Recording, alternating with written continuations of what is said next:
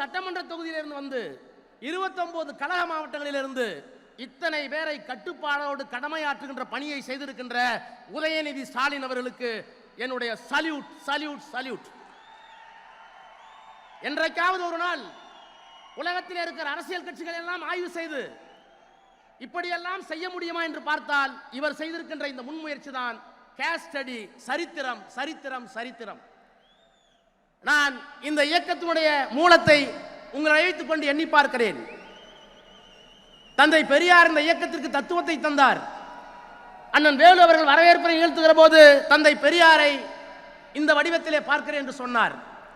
கலைஞர் சொன்னார், எரிமலையாய் சுடுதலாய் இயற்கை கூத்தாய், இறைவனுக்கே எதிர்ப்பு சொன்ன இங்கர்சாலாய், ஏனென்று கேட்பதிலே வைர நெஞ்ச வாழ்த்தேராய், எப்போதும் பேசுவதில் ஏதர்ஸ் நகர் இங்கர்சாலாய் எம் தந்தை வாழ்ந்திட்டார். பம்பரமும் ஓய்வு வரும் சுற்றிய பின், ஆனால் படுகளமாய் போன பின்னும் சுற்றி வந்தார் என்று தந்தை பெரியார் இந்த மண்ணில் சுற்றி வந்தார். அண்ணா ஆட்சி பொறுப்புக்கு வந்து விட்டார் அந்த தத்துவத்தை முன்வைத்து. ஆனால் அப்போது பெரியாருக்கு மனசலிப்பு ஏற்பட்டது. ஏன் வாழுகிறோம் என்கின்ற அந்த விரக்தி ஏற்பட்டது. விடுதலையிலே எழுதினார், புற்றுநோயால் பாதிக்கப்பட்ட பேரறிஞர் அண்ணா அமெரிக்காவில் இருந்தார். பதறி போய் சொன்னார், தலைவர் அவர்களே உங்களுக்கு ஏன் மனசலிப்பு? எனக்கு தெரிந்து உலகத்தில் எத்தனையோ புரட்சிகளை பார்த்திருக்கிறேன். ரஷ்யாவிலே 2 தலைவர்கள், மார்க்ஸ் லெனின், பிரெஞ்சு புரட்சிக்கு வால்டேர் ரூசோ, 2 தலைவர்கள், 2 நூற்றாண்டு வெவ்வேறு காலகட்டம். தத்துவத்தை தந்தது ஒருவர், அதை அரியணை ஏற்றவர் இன்னொருவர்.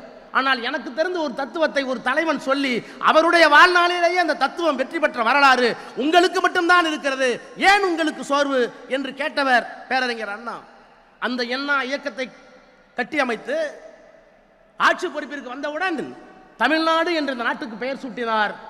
தமிழ்நாடு என்று பெயர் இருக்கிற வரை இந்த நாட்டில் யார் முதலமைச்சராக இருந்தாலும் அண்ணாதுரை தான் தமிழ்நாட்டை ஆளுகிறார் என்று அண்ணா சொன்னார். அதை இந்த மேடையிலே நான் எண்ணி பார்க்கிறேன்.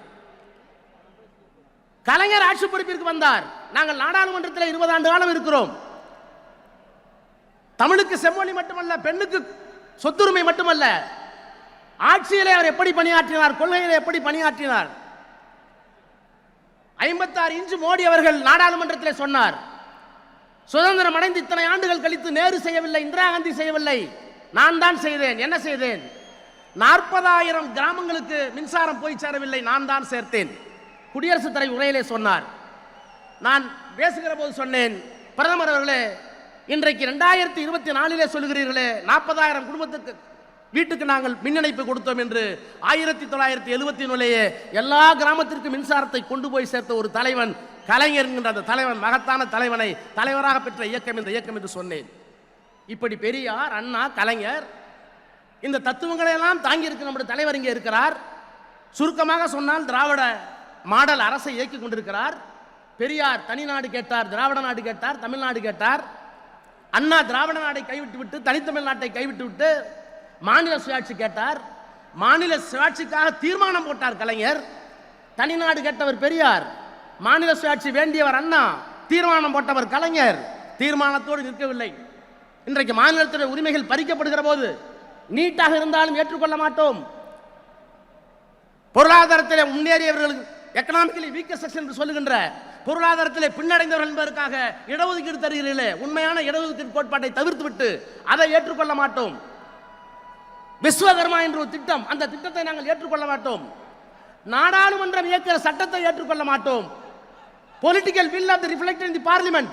ஆனால் எங்கள் சட்டமன்றத்தில் இந்த ஆட்சியினுடைய நாயகர், நாங்கள் ஒப்புக்கொள்ள மாட்டோம் உங்கள் சட்டங்களை, நாங்கள் out of control of Delhi என்று சொல்லுகின்ற ஆற்றல் மிக்க ஒரு தலைவன் இந்தியாவில் யார்? இவரை தவிர. இத்தனை பெருமைக்கும் சொந்தக்காரர். இன்றைக்கு அவருடைய மகன் இங்கே இந்த இயக்கத்தை வழிநடத்த இருக்கிறார், தமிழ்நாட்டை வழிநடத்த இருக்கிறார். நான் அவரை தலைமை தாங்கி நடத்த வேண்டும், தகுதி உங்களுக்கு இருக்கிறது சொல்வதற்கு காரணம் என்ன? கலைஞரின் பேரன் என்பதற்காக மட்டுமா? முத்துவேல் கருணாநிதி ஸ்டாலின் என்ற மகத்தான மனிதனுடைய பிள்ளை என்பதற்காக மட்டுமா? அவையெல்லாம் ரெலவென்ட் ஃபேக்டர்ஸ், தொடர்புக்குரிய காரணிகள். அதையும் தாண்டி ஆட்சியையும் கட்சியையும் வழிநடத்தக்கூடிய ஆற்றல் எதிர்காலத்தில் அவருக்கு உண்டு. அவர் ஆட்சியில் இருக்கிற ஆற்றிய பணியா? என்னென்ன பணிகளை ஆற்றியிருக்கிறார்? தமிழ்நாடு சாம்பியன் ட்ரஸ்ட், விளையாட்டுத்துறையை வைத்துக் கொண்டு இத்தனை சாதனைகளை செய்த ஒரு அமைச்சரை நான் இந்தியாவிலேயே பார்த்ததில்லை. நெடுஞ்சாலை போடுகிறார் வேலு என்றால் ஒப்புக்கொள்ளலாம். எல்லா ஊருக்கும் தண்ணீர் வருகிறது என்றால் நான் நேருவை ஒப்புக்கொள்ளலாம். எல்லா கிராமத்திற்கும் தண்ணீர் போகிறது என்றால் ஐபியை ஒப்புக்கொள்ளலாம். இவையெல்லாம் தெரிந்த துறைகள். ஆனால் விளையாட்டுத் துறையில் இவ்வளவு விந்தைகளை செய்யக்கூடிய ஆற்றலை பெற்ற ஒரு அமைச்சரை தம்பி உங்களைத்தான் நான் பார்க்கிறேன். எத்தனை திட்டங்கள்! தமிழ்நாடு சாம்பியன் ட்ரஸ்ட் போட்டிக்கு போவதற்கு முன்பாகவே ஊக்கத்தொகை, தேசிய முதல் ஒலிம்பிக் வரை யார் பதக்கம் பெற்றாலும் அவர்கள் அழைத்து வந்து பதக்கம். எலைட் ஸ்போர்ட்ஸ் பர்சன் ஸ்கீம், உலக போட்டியா ஒலிம்பிக் போட்டியா எல்லா செலவையும் நாங்கள் ஏற்றுக்கொள்கிறோம். இன்டர்நேஷனல் மெடல் ஸ்கீம் 12 லட்சம் ரூபாய் ஒரு வீரனை தயார் செய்வதற்கு. சாம்பியன் டெவலப்மெண்ட் 20 வயதிற்கு உட்பட்டவர்களை எதிர்காலத்தில் தயார் செய்வதற்கு திட்டம். இதையெல்லாம் கூட நான் ஏற்றுக்கொள்கிறேன்.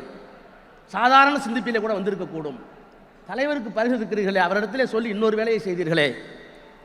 உள்ளாட்சி துறையில் இன்றைக்கு நான் பெரம்பலூரிலிருந்து கிளம்பினேன். கை கால் இரண்டும் நடக்க முடியாமல் குழந்தை போல ஒருவர் நடந்து வந்தார். ஏனையா சொல்லியிருந்தால் நான் வந்து மனு வாங்கியிருப்பேனே கையில் இருக்கிற மனுவை என்று கேட்டேன். நான் மனு கொடுக்க வரவில்லை, நான் ஒரு பட்டதாரி ஆசிரியர். பிளே ஸ்டோர் மற்றும் ஆப் ஸ்டோரில் இருந்து பாலிமர் செயலியை QR கோடு மூலம் பதிவிறக்கம் செய்யுங்கள்.